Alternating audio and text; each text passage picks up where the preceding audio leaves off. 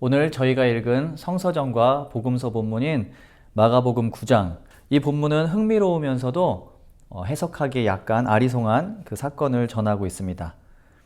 예수님과 제자들이 갈릴리를 떠나서 예루살렘으로 가는 길, 그 길에 대한 이야기를 지금 3주째 드리고 있습니다. 근데 길을 가던 중에 있었던 한 가지 일로 요한이 예수님을 찾아와서 예수께 불평이 섞인 그런 보고를 하게 됩니다. 요한과 다른 제자, 예수님의 제자 몇 명이 어떤 사람을 목격했습니다. 근데 그 사람이 예수의 이름으로 귀신을 내쫓았다는 겁니다. 그런데 그 사람은 그 12명의 제자 가운데 한 명도 아니었고, 또 예수님과 함께 길을 걸어가는 그 예수를 가까이에서 따르던 그런 사람들 중에 한 명도 아니었습니다. 그래서 그렇게 같이 있던 사람들이 아니었기 때문에 그 일을 하지 못하게 막았다는 겁니다. 38절은 이렇게 쓰여 있습니다. 선생님, 어떤 사람이 선생님의 이름으로 귀신을 쫓아내는 것을 우리가 보았습니다. 그런데 그 사람은 우리를 따르는 사람이 아니므로 우리는 그가 그런 일을 하지 못하게 막았습니다. 이 사건을 조금 자세히 살펴보겠습니다. 요한이 말한 그 사람은 귀신을 쫓아내는 일을 했습니다. 성서에서 귀신은 우리가 공포 영화에서 보는 그런 죽은 사람의 영혼이 다시 돌아오거나 또는 사람을 이렇게 무섭게 만드는 그런 공포스러운 유령이나 귀신 그런 존재를 말하는 것은 아닙니다. 귀신이란 쉽게 말해 악한 영적인 존재를 말하는데요. 사람의 육체와 정신을 건강한 상태가 아닌 병들게 만드는 영적인 원인들, 또는 하나님 나라를 위한 사역을 방해하는 영적인 힘, 그런 세력들, 이런 것들을 악마나 귀신들이라고 성서에서는 부르고 있습니다. 그리고 말 그대로 귀신을 쫓아내는 것은 사람을 병들게 만들거나 정서적으로 또는 정신적으로 힘들게 하고 또 파멸하게 만드는 그런 악한 영, 악한 세력으로부터 사람을 해방시키는 일을 말합니다. 예수님도 아니고 예수님의 제자도 아닌데 그 사람이 귀신을 쫓아내는 일을 할 수 있었을까? 의아한 분들도 계시겠지만 당시 유대 사회에서 그리고 초대교회 시절 귀신을 쫓아내는 일은 예수님에게만 국한된 일은 아니었습니다. 초대교회 시절에는 모든 믿는 자들이 귀신을 쫓는 기도를 할 수 있는 것으로 그렇게 여기기도 했습니다. 저희들도 어떤 귀신 들린 사람이나 악한 영이 들린 사람을 예수의 이름으로 쫓아내는 그런 일들 경험해 보신 분도 계실 텐데요. 그러니까 예수님만 할 수 있는 일은 아니었습니다. 그런데 그 당시 예수님 시대에 보통 귀신을 쫓아내기 위해서는 그 귀신보다 더 강력한 영의 이름을 불러야 한다고 생각했습니다. 제가 말씀드렸듯이 저희도 예수의 이름으로 명하노니 사탄아 물러가라 이런 이야기를 하지 않습니까? 당시도 마찬가지였습니다. 그래서 아마도 오늘 그 본문에 등장하는 그 사람은 예수를 직접 만나거나 직접 따라다니는 사람은 아니었지만 예수님의 사역에 대해서 또 그 기도나 그 능력의 그런 권세에 대해서 알고 있던 사람이라고 저희가 생각할 수 있습니다. 그 사역과 그 이름에 능력이 있다는 사실을 알기 때문에 요한의 말처럼 예수의 이름으로 귀신을 쫓아내는 일을 했고 그 일이 이루어졌다는 것을 알 수 있습니다. 이제 그렇다면 그 사람이 귀신을 쫓아내는 일 자체에는 큰 문제가 없다고 저희는 볼 수가 있습니다. 그렇다면 오늘 본문에서 우리에게 그 전해주고자 하는 그런 키가 되는 교훈은 무엇일까요? 요한이 그렇게 불평 섞인 말을 한 이유는 무엇일까? 그 부분을 저희가 살펴보려고 하는 것입니다. 성서에서는 근데 보통 반복되는 단어가 나올 때 그 단어가 그 이야기, 그 본문의 핵심의 주제를 담고 있는 경우가 많이 있습니다. 오늘 본문에서 요한의 말에서 가장 많이 반복되는 말이 무엇인지 혹시 찾아보실 수 있으시겠어요? 네, 요한이 했던 말 중에서 반복되는 두 단어가 있습니다. 바로 우리와 그라는 단어입니다. 슬라이드에 보면은 이제 빨간 글씨와 또 오렌지색 글씨로 이렇게 제가 그 한 쌍을 이제 두 쌍이죠. 두 쌍을 이제 색깔로 표시해 놨는데 그것이 오늘 본문에서 반복되는 말입니다. 먼저 어떤 사람, 그라고 명명되는 그 사람에 대한 말이 반복돼서 나옵니다. 어떤 사람이 있었습니다. 그 사람은 우리를 따르는 사람이 아닙니다. 그가 그런 일을 하지 못하게 했습니다. 이렇게 3번 그 사람에 대한 그 지칭이 나옵니다. 그리고 또 다른 이제 반복되는 말, 우리라는 말입니다. 우리가 보았습니다. 우리를 따르는 사람이 아니므로 우리는 그가 그런 일을 못하게 막았습니다. 성서는 꼼꼼히 쓰여진 글이기 때문에 대부분의 내용에 이유와 그 의미가 있습니다. 단어 하나를 선택해도 그 의미와 이유가 있는 경우가 많이 있죠. 그렇기 때문에 이 그라는 그 사람과 우리를 이렇게 대비해서 또 강조하는 것은 요한이 그와 그 사람과 우리 사이에 확실한 선 가르기를 하고 있다는 말로 우리는 이해할 수 있습니다. 이렇게 내용을 본다면은 요한이 그 사람이 귀신을 내쫓는 사역을 하지 못하게 막은 것은 단순히 예수가 아닌 또는 제자가 아닌 사람이 귀신을 쫓아내는 행위 때문이 아니라 요한이 그 사람을 막은 이유, 다시 한번 말씀드리지만 그 사람을 막은 이유는 그가 우리 그룹이 아닌 사람이었기 때문입니다. 우리에게 속한 사람이 아니었기 때문에 그를 막은 것입니다. 자, 이런 요한의 행동에 대한 예수님의 대답입니다. 막지 말아라. 내 이름으로 기적을 행하고 나서 쉬이 나를 욕할 사람은 아무도 없기 때문이다. 우리를 반대하지 않는 사람은 우리를 지지하는 사람이다. 예수님께서는 누가 하느냐보다는 귀신을 내쫓는 일, 즉 누군가에게 필요한 그 일을 하는 사역의 본질 자체를 중요하게 생각하신 것으로 이해할 수 있습니다. 한국의 신약학자 조태연 교수가 이런 말을 한 적이 있습니다. 신앙 공동체란 많은 사람들, 특히 서로 다른 사람들이 모여서 만드는 동아리이다. 동아리란 순수한 우리말로 목적과 이상을 함께하는 사람들이 모인 집단을 이해합니다. 그런데 그 동아리는 약간 느슨한 결속력을 가지는 경우가 많이 있습니다. 네, 그 조태현 교수님이 이렇게 이어서 말을 합니다.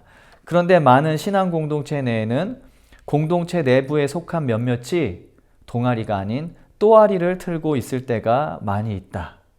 네, 또아리란 무엇이죠? 무엇입니까? 단단하게 꼬아서 타이트하게 묶어놓는 거죠. 또는 단단한 벽을 쌓는 모습을 우리는 상상할 수도 있습니다. 우리 안에 많은 동아리들이 또아리로 변한다. 나중에 왔으니 안 된다. 타 대학 출신이니 안 된다. 나이가 많으니 안 된다. 여성이니 안 된다. 해외 팔아서 안 된다. 국내 팔아서 안 된다. 수도권이어야 되는데 지방은 되지 않는다. 어떤 이는 너무 빈궁해서 안 되지만 어떤 이는 너무 귀티나는 게 기분이 나빠서 안 된다. 어떤 이는 키가 작아서 안 되지만 어떤 이는 나보다 키가 커서 안 된다. 어떤 이는 인물이 모자라서 안 되지만 어떤 이는 나보다 인물이 잘나서 안 된다. 어떤 이는 실력이 딸려서 안 되지만 어떤 이는 나보다 실력이 좋아서 안 된다. 네, 이런 종류의 이야기들, 이런 종류의 에피소드들 많이 들어보셨을 겁니다. 무슨 말인가요? 우리 마음에 드는 사람을 용납할 수 있는 그 마진이 점점 좁아지는 것을 말하는 것이 아닐까, 저는 그렇게 이해를 합니다. 사람을 만나고 또 함께 무슨 일인가 하면서 마음에 안 드는 것은 점점 더 많아지고 우리가 용납할 수 있는 것들은 점점 적어집니다. 이런 문제는 사람들 사이의 관계에서 뿐만이 아니라 우리 개인적인 생각과 심리에도 적용이 됩니다. 내가 가지고 있는 기준이, 내가 가지고 있는 생각이 또아리가 되는 경우가 많죠. 내 방식, 내 생각이 맞고 너의 방식, 너의 생각은 틀리다고 우리가 겉으로 표현을 하건 속으로 생각하건 우리가 그렇게 여러 가지 방법으로 강요할 때가 많이 있습니다.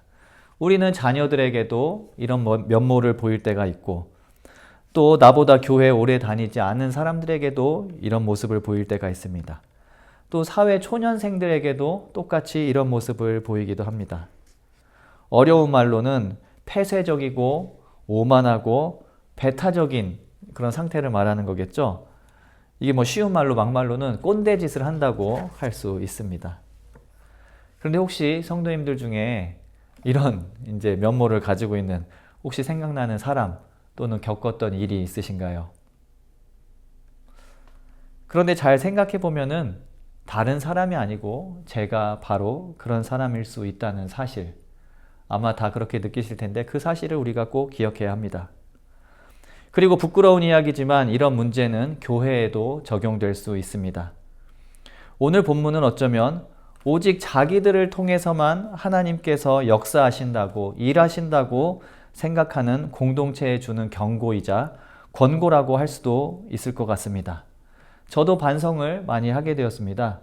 교회에도 우리가 있는 이런 이제 개신교 또는 카톨릭 교회에도 교단도 많고 또는 신학도 다르고 예배 방식도 서로 다르고 설교의 방식 또는 설교의 초점도 다르고 선교를 하는 방식도 다릅니다. 그런데 이 다른 여러 가지 이제 교회 집단들이 합력해서 선을 이루기는커녕 소위 다른 진영을 공격하고 두려워하고 또는 모욕하는 경우가 참 많이 있습니다. 저도 여러 종류의 연합회라는 그런 조직에 속해 있는데요. 좋은 마음으로 연합하는 것, 특히 교회가 좋은 마음으로 연합하는 것이 쉽지 않다는 것을 자주 느끼게 됩니다. 교회 공동체를 포함해 건강하고 좋은 공동체란 다른 점이 많은 사람들이 모이지만 함께 추구할 수 있는 중요하고 공통적인 가치를 찾아서 그 일을 위해 다른 것들은 뛰어넘어서 함께 힘을 모을 수 있는 그런 공동체가 좋은 공동체라고 할 수 있지 않겠습니까? 그리고 이때 우리 마음속에 품어야 할 중요한 그런 마음가짐은 우리 공동체는 조금은 느슨한 결속을 가지고 있는 공동체가 될 수도 있겠다.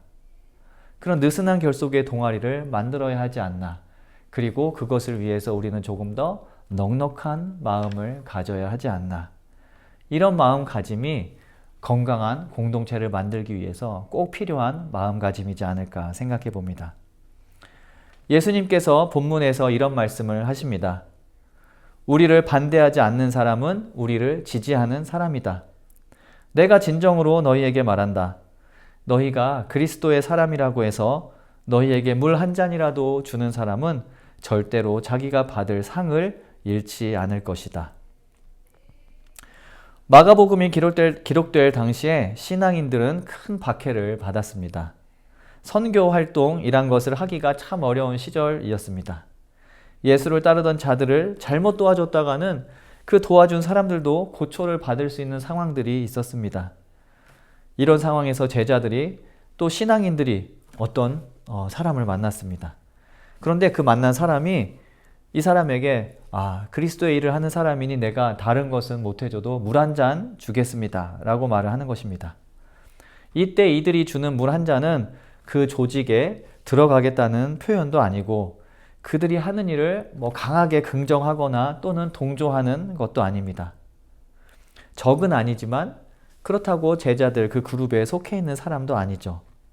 그래도 목마르고 힘든 사람이니 물 한 잔이라도 하세요 라고 이제 그 사람이 말을 하는 그런 상황이라고 우리가 이해할 수 있습니다. 그런데 그 사람이 하늘에서 받을 상을 잃지 않을 것이다. 즉 그 사람도 하나님께서 하나님 나라의 일에 용납하는 그런 사람이라는 이야기를 하시는 겁니다. 어쩌면 우리가 그 느슨한 결속이라는 결속을 가지고 있는 공동체를 상정할 때 물 한 잔 주는 사람도 우리 공동체의 일원으로 생각할 수 있지 않을까 그렇게 바라볼 수 있습니다. 그 사람은 우리 조직에 있지도 않은데 귀신을 내쫓았습니다. 우리 편이 아닌데 우리가 하는 일과 비슷한 일을 했습니다. 요한의 불평은 아마 이런 내용을 담고 있는 불평이었을 겁니다. 이런 요한에게 예수님은 보다 넓고 보다 넉넉한 마음을 가지라고 권고하셨던 것이 아닐까. 그리고 이 권고는 지금 우리에게도 동일하게 적용된다고 할 수 있습니다. 지금 요한이 이제 제가 계속 이제 불평 섞인 내용으로 이야기를 했다고 말씀드리는데 이 오늘 말씀에 그 비하인드 스토리가 있습니다. 사실 저희가 읽고 있는 마가복음 9장 초반에 그 제자들은 예수님과 가장 가까이에서 예수님을 따랐던 사람들이었음에도 불구하고 귀신을 쫓아내지 못하는 그런 모습을 보입니다. 어떻게 보면 부끄러운 모습이죠. 예수님께서 파송을 했는데도 불구하고 그렇게 귀신을 내쫓지 못하는 모습을 보였습니다.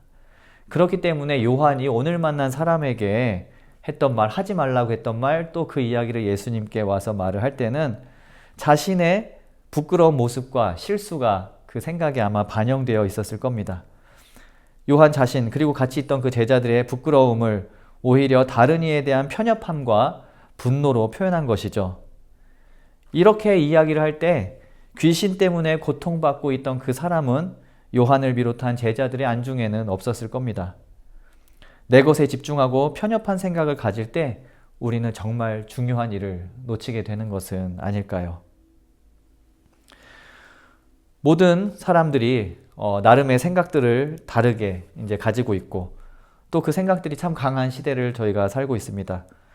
정치는 말할 것도 없고 종교도 친목 모임도 심지어 가정의 멤버들까지도 분열될 때가 있고 또 서로 담을 쌓게 되는 경우도 있습니다.